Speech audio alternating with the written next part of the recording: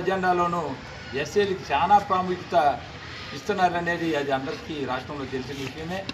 అందుకని ఈ ఒక ఎస్సీసీలు రాష్ట్ర స్థాయి విస్తృత ఈ మీటింగ్కి రాష్ట్ర నలుమూల నుంచి 175 నియోజకవర్గాల నుంచి ఆ నియోజకవర్గ అధ్యక్షుల్ని, అలాగే 13 జిల్లా పార్టీ అధ్యక్షుల్ని, అలాగే జిల్లా కార్యదర్శులు, దానికి సంబంధించినటువంటి ఎస్సీ విభాగాల్లో ఉండేటువంటి ప్రాముఖ్యమైనటువంటి నాయకులందరికీ కూడా 11న కాకినాడలో ఈ ఎస్సీసీలు కార్యవర్గ సమావేశాన్ని విస్తృతంగా చేపట్టాలని మా అధ్యక్షుడు సుధాకర్ బాబు పిలుపు మేరకు కాకినాడలో ఉదయం 8 నుంచి సాయంకాలం 5 వరకు ఈ మీటింగ్ కొనసాగుతుంది.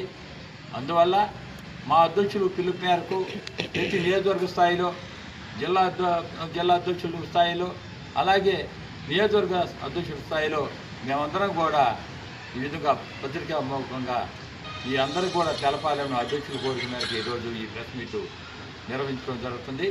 కాబట్టి రేపు కాకినాడలో జరిగే ఈ విస్తృత సమావేశంలో దళితుల అభివృద్ధి ధ్యేయంగా ఉన్నటువంటి డాక్టర్ రాజశేఖర రెడ్డి తనయుడు మాజీ ముఖ్యమంత్రి జగన్మోహన్ రెడ్డి గారి ఆదేశాల మేరకు రేపు ఆ చర్చ ఎలా ఉంటుందంటే, ఇక మీదట ఎక్కడైనా సరే దళిత వ్యతిరేక విధానాలు కానీ దళితులపై దాడులు జరిగితే రాష్ట్ర నలుమూల నుంచి కూడా ఈ సామాజిక వర్గం బలమైన ఈ సామాజిక వర్గం కాబట్టి అందరికి కూడా హక్కును చేర్చుకొని ప్రతి ఒక్క నియోజకవర్గంలో కూడా రాష్ట్ర అధ్యక్షులు కూడా పరిగణించే విధంగా ఆ అజెండాను గురువన్న, అదేవిధంగా చిన్నన్న గారికి నా హృదయపూర్వక ధన్యవాదాలు. అదేవిధంగా ఎలక్ట్రానిక్ అండ్ ప్రింట్ మీడియా సోదరులకు నా కృతజ్ఞతలు.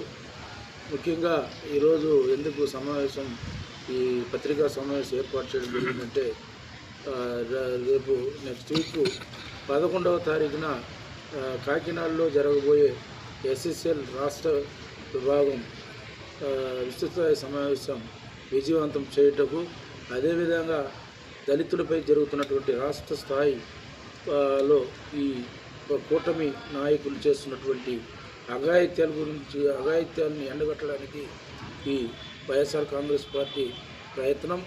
అదేవిధంగా మొన్నటి దినం మన శాసన మండలిలో కూడా దళితుల్ని విమర్శించడం ఈ కేవలం ఈ కూటమి ప్రభుత్వానికే తగునని చెప్పేసి కూడా ఈ పత్రికాముఖంగా ఈ ప్రింట్ అండ్ ఎలక్ట్రానిక్ మీడియా ద్వారా నేను ఖండిస్తూ ఉన్నాను.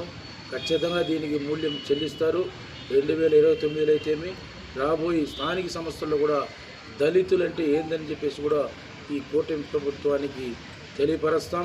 ఖచ్చితంగా దీన్ని ఈ సమావేశంలో 11వ తారీఖున కాకినాడలో దీని గురించి డిస్కషన్ జరుగుతుంది. దీనిపైన గట్టిగా పోరాడి రాష్ట్రాన్ని దళితులకు ఏ విధంగా వైఎస్ఆర్ కాంగ్రెస్ పార్టీ గత 5 సంవత్సరాలు న్యాయం చేసిందనేది కూడా మీకు అందరికీ తెలుసు. ఇది రాష్ట్ర వ్యాప్తంగా చూస్తూ ఉన్నారు. ఖచ్చితంగా మెజారిటీ పీపుల్స్ దళితులు ఏకతాటిపై నడిచి 2029లో జగనన్న ముఖ్యమంత్రిని చేసుకునేదానికి పూనుకుంటామని చెప్పేసి కూడా మీడియా ద్వారా తెలియజేస్తూ సహకారంలో తీసుకుని ఖచ్చితంగా సభను జయప్రదం చేయాలని కోరుకుంటున్నాం. అదేవిధంగా రాష్ట్రంలో మనం చూస్తున్నాం, ప్రభుత్వాలు ఏ వచ్చినా ముఖ్యంగా ఎస్సీల మీద దాడులు జరుగుతుంటాయి. మనం ఎక్కడ ఏ ప్రభుత్వాలన్నా ఎట్టున్నా అటువంటి పరిస్థితుల్లో కాస్తో కూస్తో వైఎస్ఆర్ కాంగ్రెస్ పార్టీ వచ్చిన తర్వాత మనం చూస్తుంటాం.